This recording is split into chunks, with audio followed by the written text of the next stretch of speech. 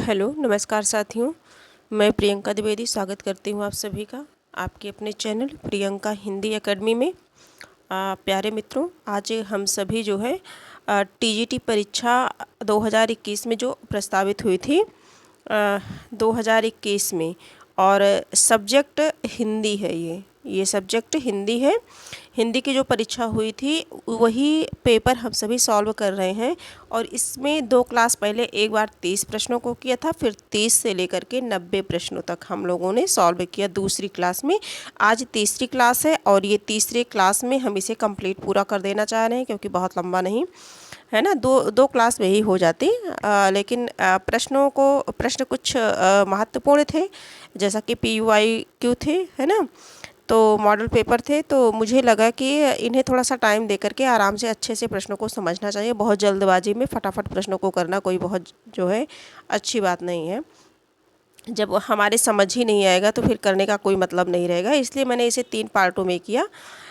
बाकी जो है आज ये मैं कंप्लीट करना चाह रही हूँ 90 से जो है 125 तक ये आज इस क्लास में कंप्लीट करना चाह रही हूँ। ये पार्ट तीसरा पार्ट है ये। आप चाहें तो 2 क्लास और हो चुकी हैं, इसके पहले आप चाहें तो जा कर के देख सकते हैं, ठीक है। और ये हिंदी साहित्य है, तो हिंदी साहित्य से संबंधित जो भी परीक्षा होगी वो सभी के लिए, वो चाहे जिस राज्य की होगी, वो सभी के लिए महत्वपूर्ण है ये क्लास। तो आगे हम सभी देखते हैं।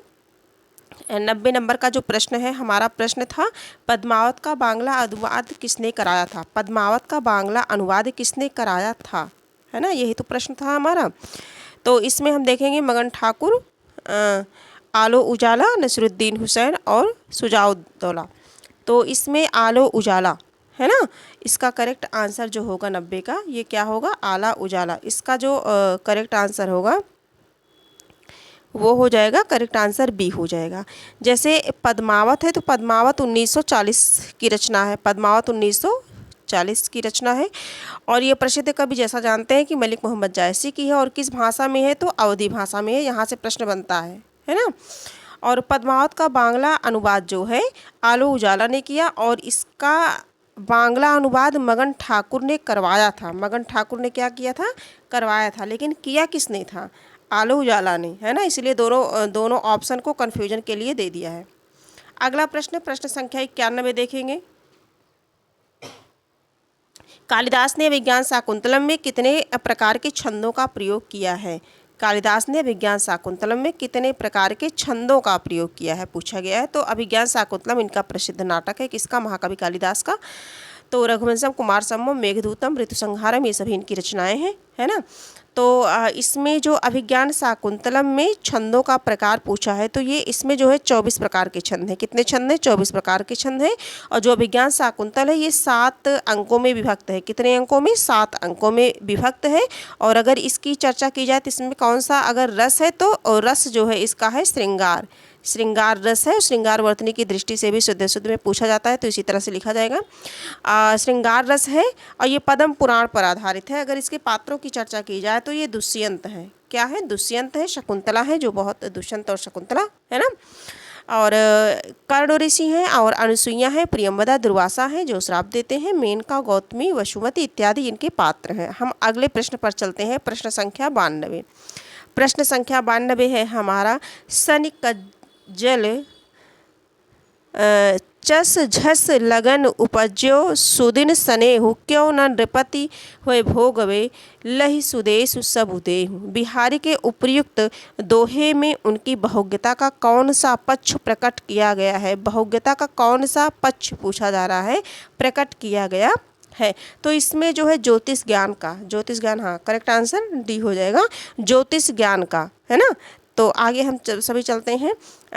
93 क्वेश्चन को करते हैं। जो 93 क्वेश्चन है हमारा, हम तो भगति मुक्ति में आया, हम तो भगति मुक्ति में आया, गुरु प्रसाद राम गुण गाया। पंक्तियाँ किस ग्रंथ से ली गई हैं, ये पंक्तियाँ किस ग्रंथ से ली गई हैं, पूछा गया है।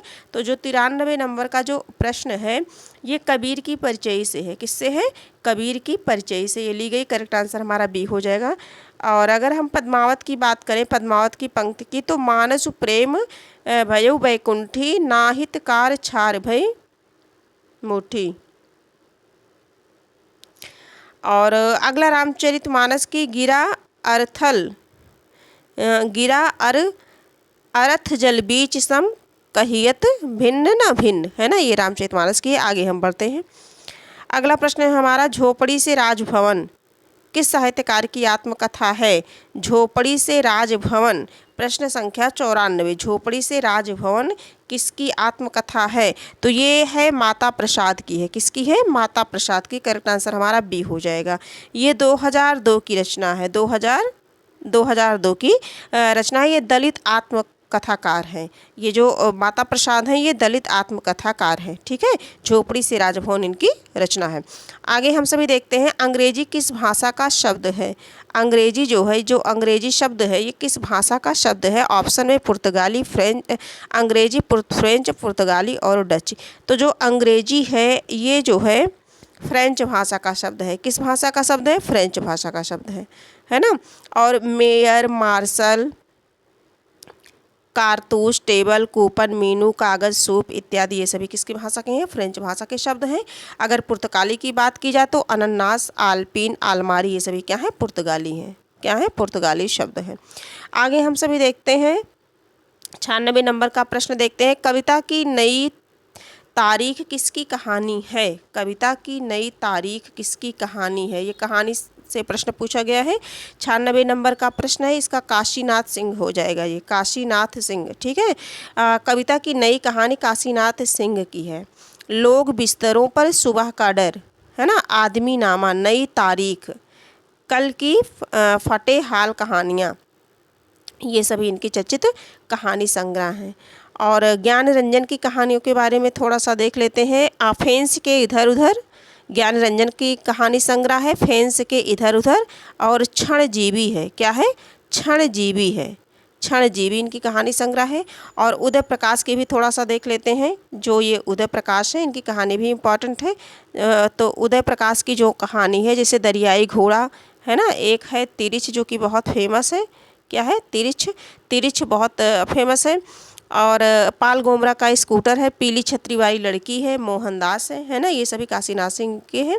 आगे हम सभी देखते हैं, ग्लोबल गांव के देवता उपन्यास के सर्वोच्च देवलोक किसे कहा गया है? ग्लोबल गांव के देवता उपन्यास में सर्वोच्च देवलोक किसे कहा गया है? लंदन, पेरिस, न्यूयॉर्क और दिल्ली। तो जो 97 नंबर का प्रश्न है, ग्लोबल गांव का देवता, ये पेरिस को कहा गया है। किसे कहा गया है? पेरिस को कहा गया है। ग्लोबल गांव का देवता जो है ये 2009 में रणेंद्र द्वारा लिखित उपन्यास है। किसका है?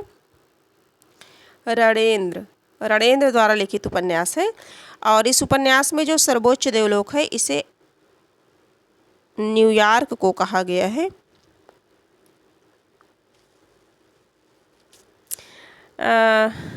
यह उपन्यास झारखंड के असुर जात के संघर्षों को बयां करती है। ये क्वेश्चन ग्लोबल गांव के देवता उपन्यास के सर्वोच्च देवलोक, ये मैं क्लियर करके बताऊंगी, है ना। आगे हम सभी बढ़ते हैं। कमेंट बॉक्स में मैं लिख दूंगी। और आगे हम सभी चलते हैं। 1998 खुली आँखों का सपना यात्रा वृत्त के लेखक हैं। खुली आँखों का सपना 98 नंबर का जो प्रश्न है, ऑप्शन ए है मरुधर मृदुल, ऑप्शन बी है हरि सुमन विष्ट, बी है सी है सीतेश आलोक, डी है वल्लभ डोभाल। तो इसमें जो है इसका जो करेक्ट आंसर हो जाएगा ये मरुधर मृदुल का है। किसका है? मरुधर मृदुल का है। खुली आँखों का सपना मरुधर मृदुल का है। ठीक है, आगे हम सभी देखेंगे।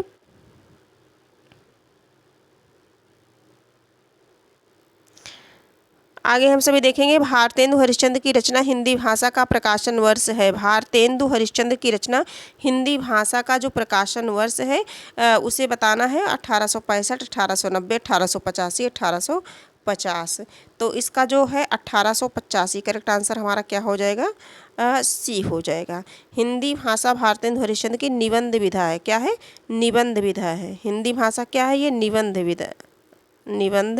विधा की रचना है। ये 1885 की है। प्रश्न संख्या 100 देखते हैं। निर्भय भीम व्यायोग के लेखक हैं। निर्भय भीम व्यायोग के लेखक हैं। तो जो निर्भय भीम व्यायोग के लेखक हैं धनपाल राजशेखर, धर्मप्रभु सूरि, रामचंद्र सूरि। तो इसका जो करेक्ट आंसर होगा हम सभी का Ramchandra Suri, correct answer D होगा, है ना। निर्भय भीम व्यायोग के लेखक रामचंद्र सूरि हैं। इसमें भीम द्वारा वनवास में बाकासुर की मारने की कथा का वर्णन है, बाकासुर के मारने की कथा का वर्णन है। आगे हम सभी देखते हैं सभी स्वर होते हैं। देखिए वर्णमाला से प्रश्न बना है ना। और अगर आप चाहें तो वासुदेवनंदन प्रसाद जी की बुक से हम सभी जो है हिंदी व्याकरण को कंप्लीट कर रहे हैं एक एक टॉपिक करके, तो उसमें वर्णमाला कंप्लीट हो चुकी है और उसमें बहुत विस्तृत बहुत अच्छे से आप सभी को समझाया गया है, बताया गया है। आप चाहें तो जा कर के यूट्यूब पे वो क्लास जो है देख सकते हैं, इस चैनल पर आपको मिल जाएगी। तो इसमें देखिए सभी स्वर होते हैं, प्रश्न संख्या 101 है, 101 है। इसमें पूछा गया है कि सभी स्वर होते हैं, तो सभी स्वर क्या होते हैं? अल्प प्राण होते हैं, अल्प प्राण होते हैं। सभी स्वर क्या होते हैं? अल्प प्राण होते हैं, ठीक है।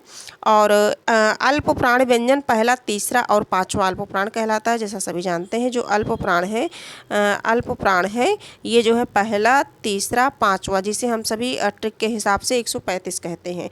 बचता है, दूसरा बचता है और चौथा बचता है, यानी कि 24। ये क्या हो गया? महाप्राण हो गया। क्या हो गया? महाप्राण हो गया। आगे हम सभी देखते हैं नाटकों का कौन सा युग्म सुमेलित नहीं है? प्रश्न संख्या 102। रघुकुल रीत जगदीश चंद्र माथुर और मिस्टर अभिमन्यु लक्ष्मी नारायण लाल, एक सत्य हरिश्चंद्र लक्ष्मी नारायण मिश्र, गोपा कादान विनोद रस्तोगी। तो इसमें जो सही नहीं है वो बताना है। तो एक सत्य हरिश्चंद्र ये लक्ष्मी नारायण लाल का नहीं है, लक्ष्मी नारायण लाल का नहीं है। ये जो है रघुकुल रीति जगदीश चंद्र माथुर, है ना। और मिस्टर अभिमन्यु जो है ये लक्ष्मी नारायण लाल का है, मिस्टर अभिमन्यु। एक सत्य हरिश्चंद्र ये लक्ष्मी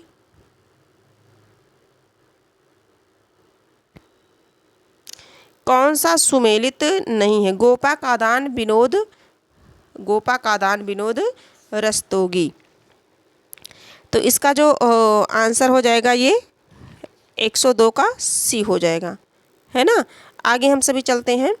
टीकाकार मल्लिनाथ ने कालिदास कृत कुमार संभवम के कितने सर्गों पर संजीवनी लिखी है? कुमार संभवम के कितने सर्गों पर संजीवनी लिखी है? प्रश्न संख्या 103। तो ये जो है कितने सर्गों पर लिखी है? 8 सर्गों पर। कितने? 8 सर्गों पर लिखी है,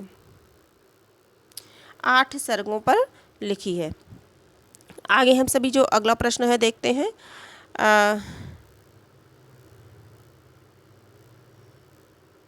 104 नंबर का जो प्रश्न है इसे देखते हैं। कोई व्यक्ति या वस्तु जिस आधार से अलग होती है या दूर होती है हो जाती है, उस आधार में कौन सा कारक प्रयुक्त होता है? तो ये तो अलग होने की स्थिति में, है ना। पंचमी भक्ति अपादान कारक, अपादान से अलग होने के अर्थ में, अपादान, है ना। कर्ता ने कर्म को करण से के द्वारा संप्रदान के लिए अपादान से अलग होने के अर्थ में। तो अपादान में पंचमी भक्ति यानी कि से अलग होने के अर्थ में। जब उस आधार कोई व्यक्ति या वस्तु जिस आधार से अलग होती है, उदाहरण के लिए अगर हम देखना चाहें तो उदाहरण के लिए जैसे है गंगा से, हिमालय से गंगा निकलती है, हिमालय से गंगा क्या होती है? निकलती है। तो गंगा अलग होती है ना, कहाँ से? हिमालय से। और बिल्ली छत से कूदती है, तो छत से बिल्ली अलग हो गई। घर से बाहर आया, वह घर से बाहर आया, तो वह यानी कि जो भी है राम घर से बाहर आया, है ना। कोई भी जो वह व्यक्ति है वो घर से क्या हो गया? अलग हो गया। तो अलग होने की स्थिति में अपादान कारक। आगे हम सभी देखेंगे ये प्रश्न, अपादान से प्रश्न बनते हैं। और तुलसीदास ने कौन सी रचना अपनी शारीरिक पीड़ा के निवारणार्थ के लिए लिखी थी? निवारण के लिए लिखी थी। तो 105 नंबर का जो प्रश्न है, और हनुमान बाहुक सभी परिचित हैं इससे, बहुत चर्चित प्रश्न है ये। तो इसमें क्या है? गोस्वामी तुलसीदास की भुजाओं में जो है वात व्याधि की गहरी पीड़ा उत्पन्न हुई थी और संत तुलसीदास बीमार पड़ गए थे, है ना। और ये जो है अब फोड़े फुंसियों के कारण शरीर की जो है क्या था, वेदना का स्थान बन गया था। कहने का मतलब बहुत दर्द थी उनके शरीर में, और औषधि जो है तंत्र मंत्र ये सब जो है काम नहीं कर रहा था। तब उन्होंने हनुमान जी का स्मरण किया, हनुमान बाहुक। करेक्ट आंसर इसका क्या हो जाएगा, बी हो जाएगा। आगे हम सभी देखते हैं 106 नंबर का जो प्रश्न है उस पे चलते हैं। निबंध वह गद्य विधा है जिसमें लेखक किसी भी विषय पर स्वच्छंदता पूर्वक परंतु एक विशेष सैष्ठव, संहिति और वैयक्तिकता के साथ अपने भावों, विचारों और अनुभवों को व्यक्त करता है। यह परिभाषा किस विद्वान की है? इस परिभाषा को बताना है कि किसकी परिभाषा है। तो ऑप्शन में देखते हैं श्याम सुंदर दास, भगीरथ मिश्र, भारतेंदु और डॉक्टर नगेंद्र हैं। 106 नंबर का जो प्रश्न है ये भगीरथ मिश्र का है। किसका है? भगीरथ मिश्र की है। अगला प्रश्न हम सभी देखते हैं, प्रश्न संख्या 107 विधा की दृष्टि से सुमेलित युग्म नहीं है। सुमेलित युग्म नहीं है विधा की दृष्टि से। अत्र कुशलम, तत्रास्तु पत्र साहित्य, बी अपनी धरती अपने लोग आत्मकथा, सी व्यक्तित्व की झांकियां रेखा चित्र, डी शांति निकेतन से शिवालिक यात्रावृत्ति। 107 नंबर का प्रश्न बताना है जो सुमेलित नहीं है, तो ये करेक्ट आंसर इसका डी हो जाएगा। अत्र कुशलम तत्रास्तु ये 2005 की है। इसके रचनाकार शरद नागर हैं। कौन है? शरद नागर हैं। नागर है, नागर है, ये नागर है, समझ लीजिए शरद नागर है। ये पत्र साहित्य है। धरती अपनी अपने लोग ये जो है आत्मकथा है। और किसकी आत्मकथा अगर हम जानना चाहें तो राम विलास की है। राम विलास शर्मा, यानी कि राम विलास शर्मा, राम विलास शर्मा जी हैं। आगे हम सभी देखते हैं, और व्यक्तित्व की झांकियाँ लक्ष्मी नारायण सुधांशु की है। व्यक्तित्व की झांकियाँ किसकी है? ये रेखा चित्र है, और लक्ष्मी नारायण सुधांशु की है। प्रश्न संख्या 108 देखते हैं, सूरदास का प्रेम पक्ष लोक से न्यारा है, यह कथन किसका है, किस विद्वान का है? 108 नंबर का जो प्रश्न है ये आचार्य रामचंद्र शुक्ल का है। किसका है? आचार्य रामचंद्र शुक्ल का है। सूरदास का प्रेम पक्ष लोक से न्यारा है, यह कथन रामचंद्र शुक्ल का है। और यह उनकी पुस्तक भ्रमर गीत सार की भूमिका में वर्णित है। किसमें? भ्रमर गीत सार की भूमिका में वर्णित है। आगे हम सभी देखते हैं, प्रश्न संख्या 9 देखते हैं। अंतड़ियों में बल पड़ना एक मुहावरा दे दिया गया है ना। ये जो पेपर आया था, ये पेपर बहुत ही कम मेरिट गई थी, बहुत थोड़ा सा मतलब टफ था। हल करने से ही पता चल रहा होगा कि प्रश्न कहाँ कहाँ से किए गए हैं। तो उसमें एक प्रश्न ये जो है माइंड को ठीक करने के लिए समझिए दे दिया गया कि अंतड़ियों में बल पड़ना, मुहावरे का अर्थ बताना है। अंतड़ियों में बल पड़ना, हंसते हंसते पेट में पीड़ा हो जाना, है ना। तो ये करेक्ट आंसर इसका क्या हो जाएगा? बी हो जाएगा। अगला प्रश्न है, प्रश्न संख्या जो है 110 है। संस्कृत के किस ग्रंथ का आरंभ श्री शब्द से? ये प्रश्न बनता है। श्री शब्द से तथा समापन लक्ष्मी से हुआ है। संस्कृत का वो कौन सा महाकाव्य है? तो ये तो किरातार्जुनीयम है, ये सभी परिचित है इससे। किरातार्जुनीयम है ना। और किरातार्जुनीयम किसकी है? महाकवि भारवि की है। किसकी है? भारवि का महाकाव्य है। ये 18 अंकों में विभक्त है, वीर रस प्रधान है। कितने हैं? वीर रस प्रधान है। और इसका जो प्रारंभ होता है वो श्री शब्द से होता है, और जब लास्ट होता है तो वो लक्ष्मी शब्द से होता है। आगे हम सभी देखते हैं, हमारा प्रश्न है 111, प्रज्ञा नौन में शालिनी प्रतिभा मता किसकी उक्ति है? ये उक्ति बतानी है कि किसकी है। ऑप्शन में देखेंगे कुंतक, मम्मट, भट्ट लोलट और श्री भट्टतौत। तो 111 नंबर का जो प्रश्न है श्री भट्टतौत, है ना। प्रज्ञा नौ में शालिनी प्रतिभा, ये जो है ये श्री भट्टतौत का है। शब्दार्थों सहित वक्र का व्यापार शालिनी, ये कुंतक का है। और तद्दोषो शब्दार्थों सगुणा वनलंकृति पुनः कॉपी, ये किसका है? मम्मट का है। आगे हम सभी देखते हैं, निम्नलिखित में से कौन सा घोष महाप्राण है? घोष महाप्राण है। ठीक है। ऑप्शन सा घोष महाप्राण ध्वनि बतानी है। तो घोष व्यंजन जो होते हैं वो प्रत्येक वर्ग का तीसरा, चौथा और पांचवा और प्लस जितने स्वर होते हैं, मतलब 11 स्वर हो गए। और इसके साथ साथ अंतस्थ या रा ला वा, अंतस्थ हो गए, 4 अंतस्थ हो गए। फिर हा को भी हम ले लेते हैं, किसमें? घोष में ले लेते हैं, घोष व्यंजन, है ना। तो घोष महाप्राण घोष व्यंजन में ले लेते हैं तीसरा, चौथा, पांचवा वर्ग प्रत्येक वर्ग का, और 11 स्वर, 4 अंतस्थ, बाकी एक हा को भी ले लेते हैं। ठीक है, तो इसमें जो 12 नंबर का प्रश्न है इसका करेक्ट आंसर क्या हो जाएगा हमारा? हा हो जाएगा। घोष महाप्राण तो हा है। आगे देखेंगे, पार्वती का पर्यायवाची शब्द नहीं है। गिरिजा पार्वती का है, अपर्णा पार्वती, शैलजा शिवानी, है ना। इसका जो 113 नंबर का प्रश्न है, अपर्णा,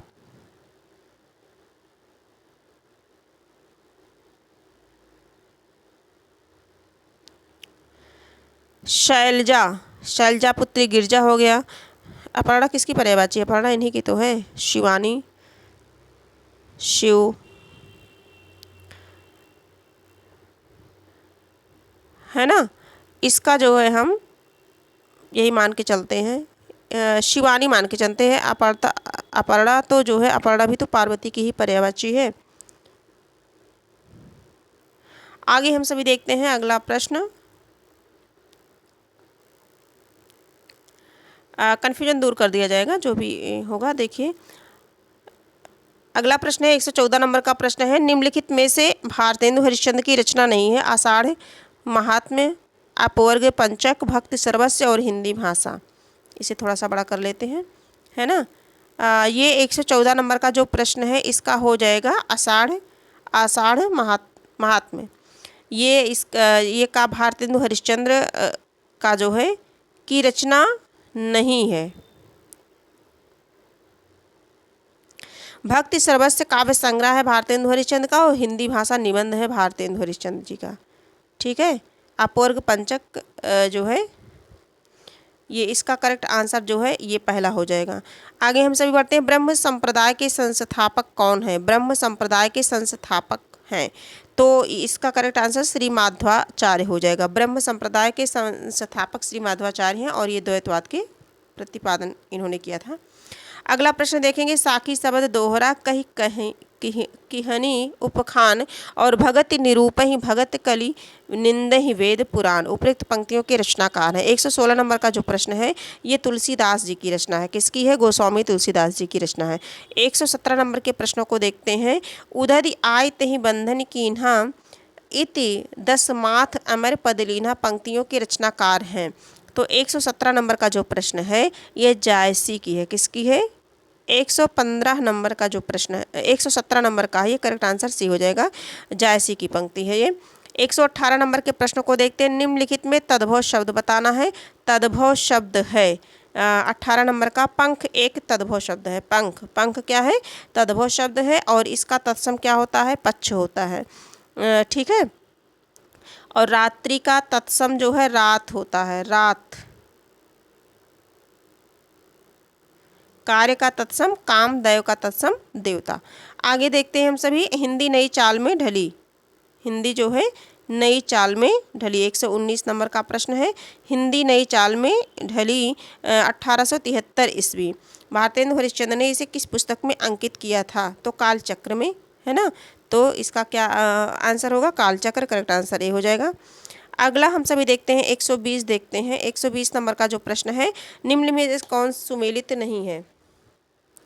प्रभा खेतान अपने अपने चेहरे, नासिरा शर्मा ठीकरे की मगनी, सूर्यबाला अग्निपंखी, अमृतला गर्ग एक जमीन अपनी। इसमें जो सुमेलित नहीं है उसी को हमें बताना है, जो सुमेलित नहीं। 120 नंबर का जो प्रश्न है 120 नंबर का जो प्रश्न है इसका करेक्ट आंसर हो जाएगा एक जमीन अपनी।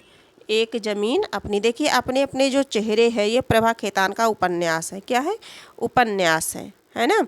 और ठीकरे की मगनी ये नासिरा शर्मा का है। ठीकरे की मगनी ये भी उपन्यास है। और अग्निपंखी सूर्यबाला का है।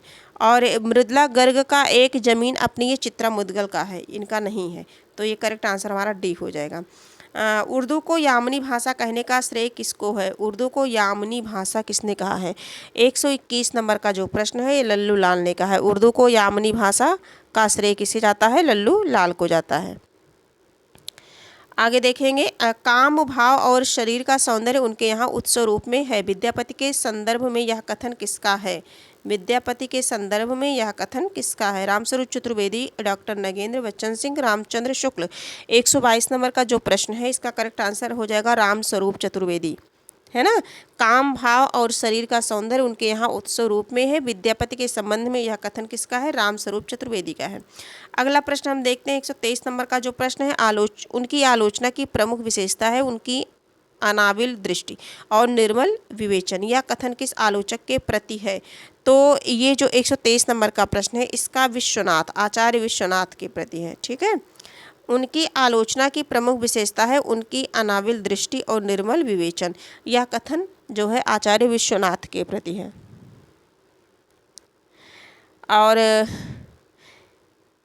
ये बच्चन सिंह का है जो उन्होंने जो है विश्वनाथ के प्रति कहा है ना। है कथन बच्चन सिंह का, कहा गया है विश्वनाथ प्रसाद मिश्र के।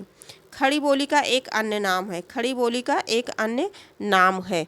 तो 124 नंबर का जो प्रश्न है, खड़ी बोली का अन्य नाम क्या है? कौरवी है ना। सी हो जाएगा। 125 नंबर का जो प्रश्न है ये इस क्लास का आखिरी प्रश्न है। विखंडनवाद का जनक माना जाता है, विखंडनवाद का जनक जाक देरीदा को माना जाता है। जाक देरीदा है, करेक्ट आंसर इसका बी हो जाएगा। विखंडनवाद का जनक किसे माना जाता है? जाक देरीदा को माना जाता है। और ये क्लास जो है 125 प्रश्न आज हमारे कंप्लीट हो गए। हम लोगों ने 2021 में जो प्रश्न आया था उस प्रश्नों को हम लोगों ने सॉल्व कर लिया है।